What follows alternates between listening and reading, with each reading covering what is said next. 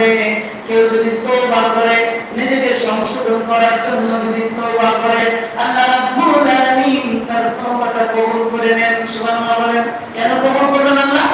কবুল করবেন কেন? আল্লাহ বলছেন আমি এই জন্য কবুল করব, ইন্নাল্লাহা গফুরুর রহিম। সুবহানাল্লাহ। আমি এই জন্য কবুল করব যে আমার গুণ হচ্ছে আমি তওবা গ্রহণ করতে ভালোবাসি, আমি রহমদাতা, আমি রহমদাতা, করুণাকারী আমি আল্লাহ। এই জন্য তোমার তওবাটা আমি আল্লাহ কবুল করে দেব।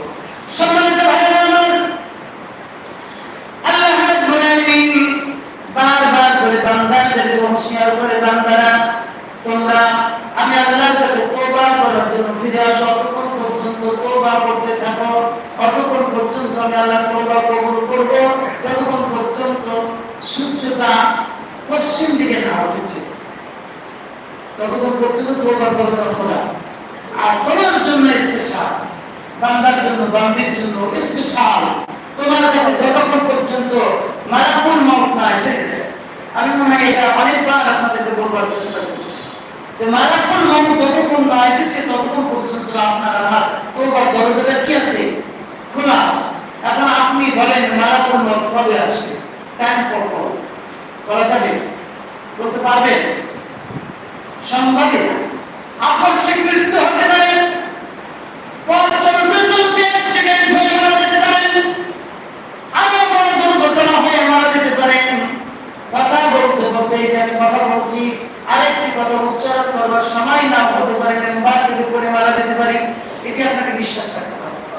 তাহলে মালাকুল মউত কবে আসবে, কখন আসবে কারো জানা নাই।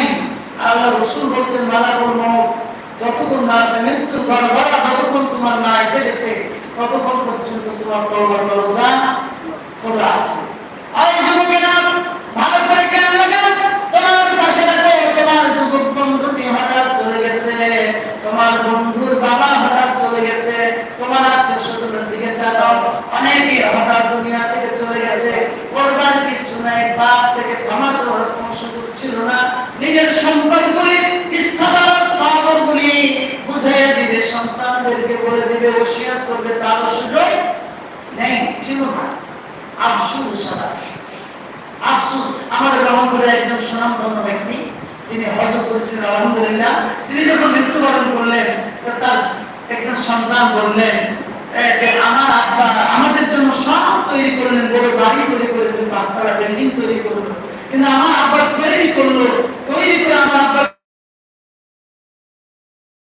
যখন ভোগ করবে আমাদেরকে কিছু বলার আগে আমার আব্বা তৈরি আছে। সুবহানাল্লাহ। এই কথাটা বলেছিলেন। আমি যদি রেফারেন্সে বলেই দিতাম আপনারা চিনতে পারবেন। এই যে আমাদের জেল কমিশনার আছে না, 5 নম্বরের, চিনেন তো আপনারা, তারই আব্বা জনাব আলাদ নাসিরউদ্দিন সাহেব, আমার চাচার সম্পর্কে। উনি হজ করে, আমি আপনি একই সাথে হজ করে আসলাম আলহামদুলিল্লাহ।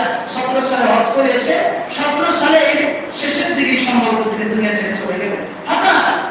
তাই তার ছেলে জেম খুব আফসোস করে বলছিলেন, আব্বা তুমি সব তৈরি করে দিলে, চোখের পানিগুলো টকবক করে ছেড়ে দিয়ে বললেন, এত সব তৈরি করে দিলে তুমি কষ্ট করে আমাদের জন্য, অথচ তুমি এগুলো আর ভোগ করতে পারলে না, আল্লাহর কাছে চলে গেছো।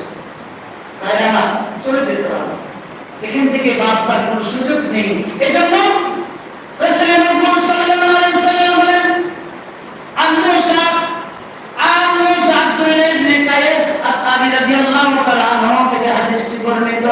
আল্লাহ রাসূল জনাব মুহাম্মদুর রাসূলুল্লাহ সাল্লাল্লাহু আলাইহি ওয়াসাল্লাম বলেন, রাত যখন চলে আসে, যারা দিনের বেলায় গুনাহ করে ওদের জন্য আল্লাহ রাতে হাত প্রসারিত করে থাকেন। সুবহানাল্লাহ বলেন।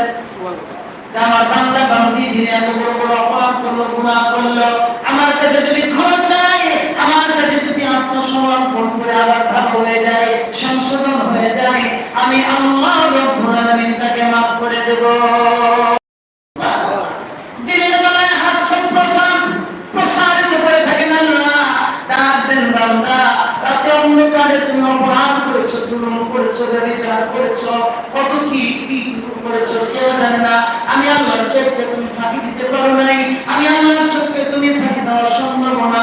আসো এখনই যদি তুমি ক্ষমা চাও, আমি আল্লাহ তোমার আমলনামায় গুনাহ লিখব না, আমি আল্লাহ তোমাকে মাফ করে দেব। কিন্তু আমরা বড্ড ভুলে যাই, আমরা আমরা গুনাহ করে আর অবশ্য সময় ভিতরে জাগ্রত হয় না। একজন মানুষকে